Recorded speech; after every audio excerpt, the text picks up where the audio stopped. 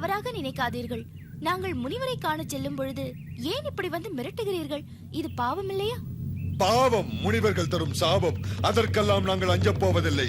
நீங்கள் எல்லோரும் இங்கிருந்து உயிரோடு போக வேண்டும் என்றால் உங்களிடம் இருக்கும் பொன்னையும் பொருளையும் எங்களிடம் கொடுத்து விட்டு போங்கள்.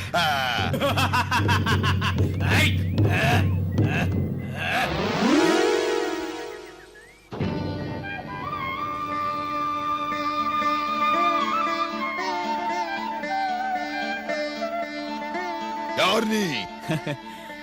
சுதர்சனன். எங்கிருந்து வருகிறாய்? பரத்வாஜர் ஆசிரமத்திலிருந்து. எதற்காக? உங்களிடம் அகப்பட்டுக் கொண்டவர்களை காப்பாற்றுவதற்காக. எப்படி எப்படி? இவர்களை நீ காப்பாற்றப் போகிறாயா? சாபம் கொடுக்கும் முனிவர் பானம் தொடுக்க உன்னை அனுப்பி வைத்திருக்கிறாரா? எழுத்தாணி ஏந்த வேண்டிய கையில் ஆயுதம் ஏந்தி போர் தொடுக்க வந்திருக்கிறாயா? வேடிக்கை, பெரிய வேடிக்கை. மகா வேடிக்கை. ஏன் இந்த வீண் பேச்சு? மரியாதையாக அவர்களை விட்டு விடுங்கள். இல்லை என்றால் என் பானங்களுக்கு பதில் சொல்ல வேண்டி வரும். இந்த சிறுவன் மிகவும் துள்ளுகிறான். உன்னுடைய பானத்தின் வலிமையை அவனுக்கு காட்டு. அதை புரிந்து கொண்டு அவன் ஓடி ஒளியட்டும். வீணாக ஒரு முனிவனின் சீடனை கொன்றோம் என்ற பாவம் நமக்கு வேண்டாம்.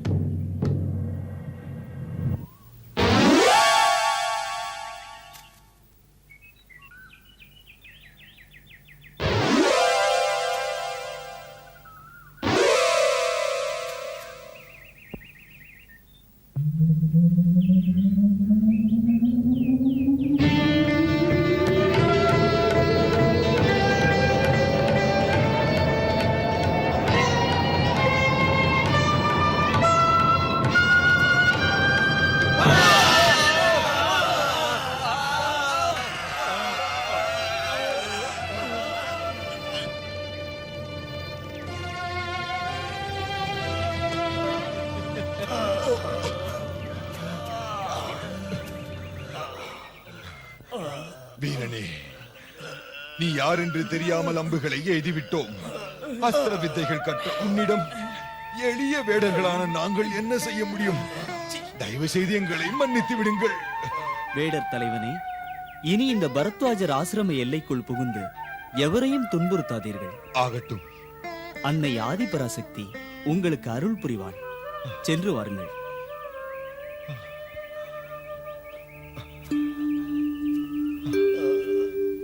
செல்லுங்கள்.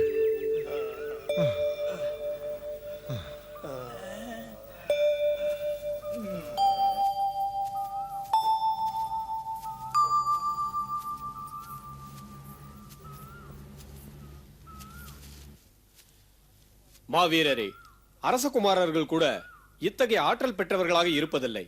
தயவு செய்து தங்களை பற்றி விவரங்களை கூறுங்கள். ஐயா, நானும் ஒரு அரசகுமாரன் தான்.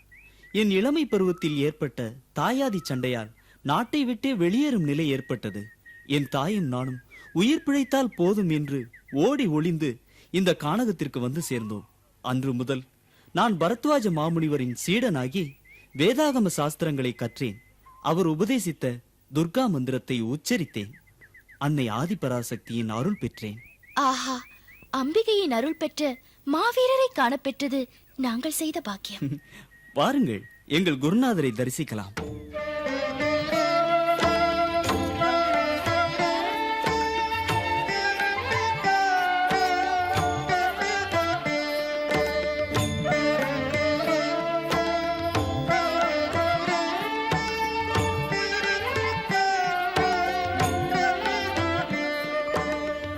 வணக்கம் சுவாமிகளே.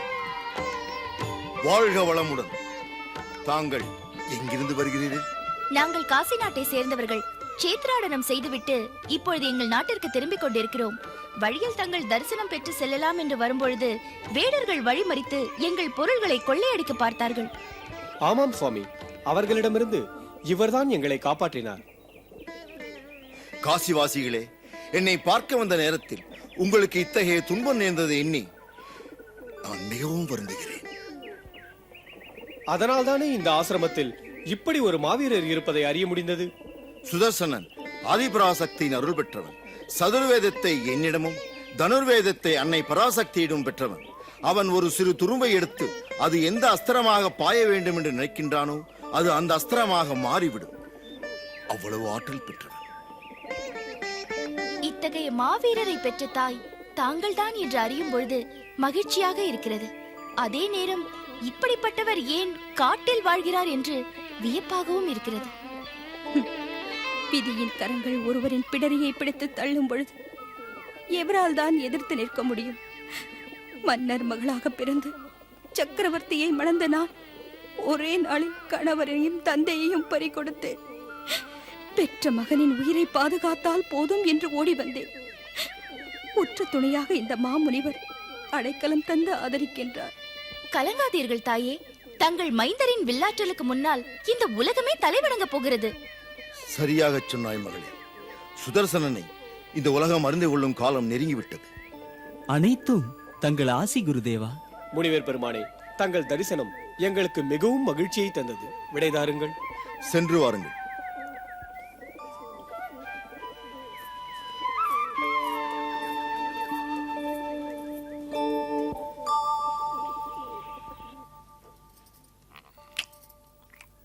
தேவி, சுண்ணாம்பை பார்த்து தடவு. ஏற்கனவே என் நாக்கு வெந்திருக்கிறது. இந்த குறும்பு உங்களை விட்டு போகாதே. வாழ்க மாமன்னர். வாருங்கள் அமைச்சரே, அமருங்கள். வத்சலா, சேத்ராடனம் சென்று என்று திரும்பி வந்தாய்? இன்றுதான் மகாராஜா. எந்தெந்த திருத்தலங்களுக்கு சென்று வந்தீர்கள்? இயன்றவரை எல்லா திருத்தலங்களுக்கும் சென்றோம். எங்கு சென்றாலும் அவர்கள் ஒன்றை ஒன்றைத்தான் கேட்கிறார்கள். என்ன கேட்கிறார்கள்? எங்கெங்கோ உள்ளவர்கள் என்றாவது ஒரு நாள் காசிக்கு செல்ல வேண்டும் என்கிறார்கள். ஆனால் நீங்கள் ஏன் காசியை விட்டு வேறு திருத்தலங்களுக்கு செல்ல வேண்டும் என்று கேட்கிறார்கள். அப்படி என்னமா கேட்கிறார்கள்? என்ன அமைச்சரே, இது கூடவா தங்களுக்கு தெரியவில்லை? இங்குதானே விஸ்வநாதனும் விசாலாட்சியும் இருக்கிறார்கள். உண்மைதான். விஸ்வகாரமாய் நீண்டு வளர்ந்த ஜோதியாய் எங்கும் நிறைந்திருப்பதால் தானே சுவாமிக்கு இங்கே விஸ்வநாதர் என்று பெயர். அது மட்டுமல்ல அமைச்சரே, விசாலமான கண்கள் கொண்டு அனைத்தையும் பார்த்து அருள் புரிபவள் என்பதால் தானே அன்னைக்கு விசாலாட்சி என்று பெயர். ஏன், இன்னும் ஒன்று இருக்கிறதே. என்ன வத்சலா? அன்னை ஆதிபராசக்தி வறுமையில் வாடிய மக்களை காப்பாற்ற அட்சய பாத்திரம் ஏந்தி அன்னபூரணியாக அருள் புரிந்ததும் இந்த காசியில் தானே மகாராணி. மன்னவா, என்ன சோமதத்தரே? தங்களை காண்பதற்காக குடிமக்கள் கோட்டை வாசலில் காத்துக் கொண்டிருக்கிறார்கள். என்ன காரணம்? காரணம் கேட்டேன். அது மன்னருக்கும் எங்களுக்கும் உள்ள விவகாரம் என்று சொல்கிறார்கள் மன்னவா. அப்படியா? அமைச்சரே, வாருங்கள்.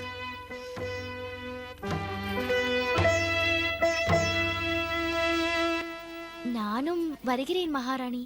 நாடு திரும்பியதிலிருந்து இளவரசியாரை நான் இன்னும் பார்க்கவே இல்லை. ஆமாம் வத்சலா, நீ உடனே செல். அவள் தூக்கத்தில் கூட உன் பெயரை தான் பிதற்றிக் கொண்டிருக்கிறாள்.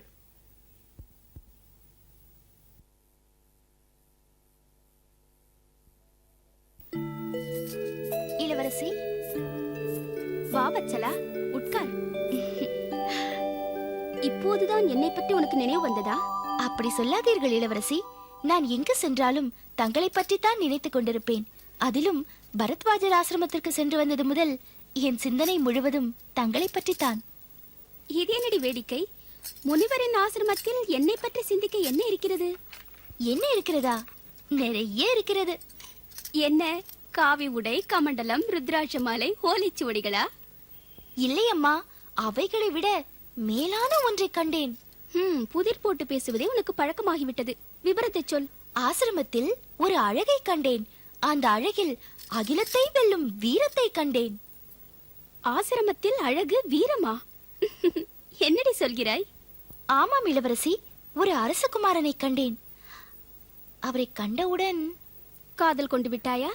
இல்லை இல்லை, என் காதலுக்கு அவர் தகுதியானவர் இல்லை. அப்படியென்றால் உனக்கு அவருக்கும் மேலானவர் வேண்டுமோ? இளவரசி, அந்த தகுதி தங்களுக்குத்தான் என்று கூறுகிறேன். வத்சலா, என்ன உளறுகிறாய்? நான் உளரவில்லை, உயிர் தோழி என்பதால் உண்மையை சொல்லுகிறேன். என்னடி இது?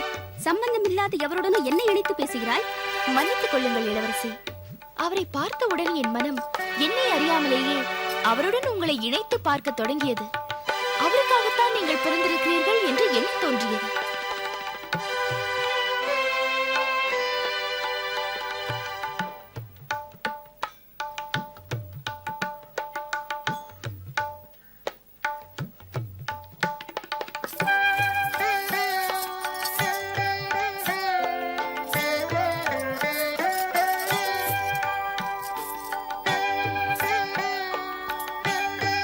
அப்படி அவரிடம் என்னதான் சிறப்பை கண்டாய்? அவரை பார்ப்பவர்கள் இவர் வேலேந்தாமல் பூமிக்கு வந்த முருகவேலா, கரும்பு வில்லேந்தாமல் கானகத்திற்கு வந்த காமவேலா என்று வியந்து நிற்பார்கள். சாந்தம் தவழுகின்ற முகம் கொண்ட அவர் வில்லேந்தி நின்ற காட்சி வில்லேந்தி வனவாசம் சென்ற ஸ்ரீராமர் இப்படித்தான் இருந்திருப்பாரோ என்று காட்டியது. அது சரி, அப்படிப்பட்ட அரசகுமாரனுக்கு ஆசிரமத்தில் என்னடி வேலை?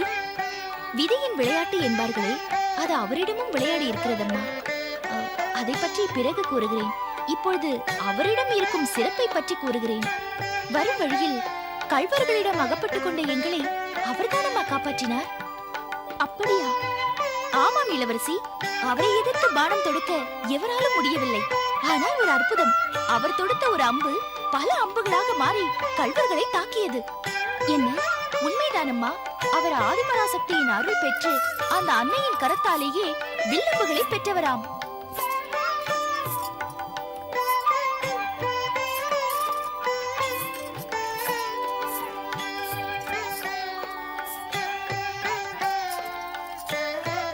என்னம்மா, மெய் மறந்து விட்டீர்கள்? வத்சலா, நான் அவரை உடனே பார்க்க வேண்டும். ஐயோ, அது என்னால் இயலாத காரியம். அப்படி என்றால் நான் அவரை எப்படித்தான் பார்ப்பது? எனக்கு தெரிய ஒரு வழி இருக்கிறது. என்னை போல் தாங்களும் க்ஷேத்ராடனம் செய்தால் அவரை பார்க்கலாம். அதெல்லாம் நடக்கிற காரியம் இல்லை. வத்சலா, எனக்கு ஒரு உதவி செய். என்ன இளவரசி? நீதான் பார்ப்பவரை பார்க்காமல் வரையும் திறமை பெற்றவளாயிற்றே. அவர் படத்தையாவது எனக்கு வரைந்து கொடு. அவ்வளவுதானே? இதோ இப்பொழுதே வரைந்து தருகிறேன்.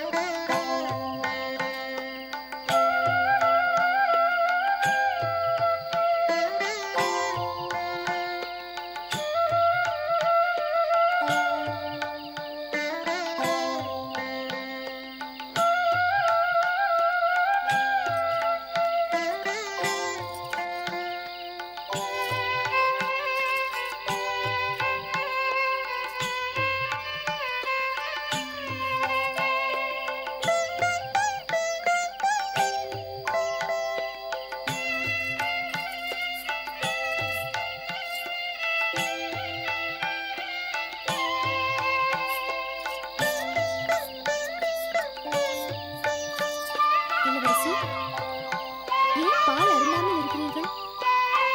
எனக்கு இந்த பால் வேண்டாம். ஏன்? அது சூடாக இருக்கிறது. சூடாக அருந்தினால் தானே சுவையாக இருக்கும். உனக்கு சிறிதும் அறிவில்லை. என் இதயத்தில் அவர் இருக்கிறார் அல்லவா? சூடாக அருந்தினால் அவரை சுட்டுவிடாதா? இளவரசி, தங்களுக்கு ஏறிவிட்டது. என்னடி?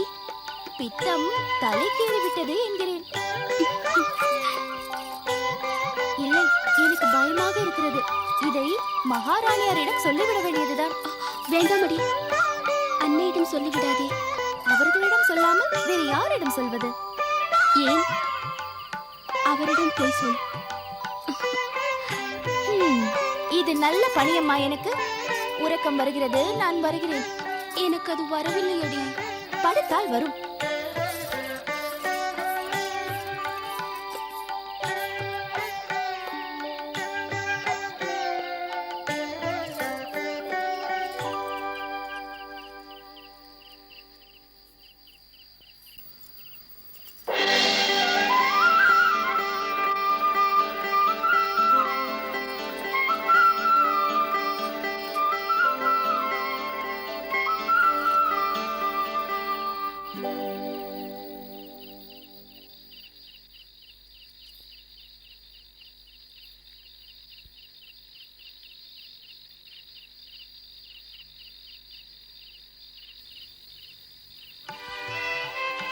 இளவரசி, என்னடி 2-3 நாட்களாக ஏன் ஒரு மாதிரியாக இருக்கிறீர்கள்? மாதிரியாகவா? அப்படியெல்லாம் ஒன்றுமில்லை. இல்லை, நீங்கள் பொய் சொல்கிறீர்கள். எதையோ நினைத்துக் கொண்டுதான் இப்படி இருக்கிறீர்கள். நான் ஒன்றும் நினைக்கவில்லை. இங்கிருந்து போய்விடு. இளவரசி, அதெல்லாம் ஒன்று வேண்டாம், போய்விடு.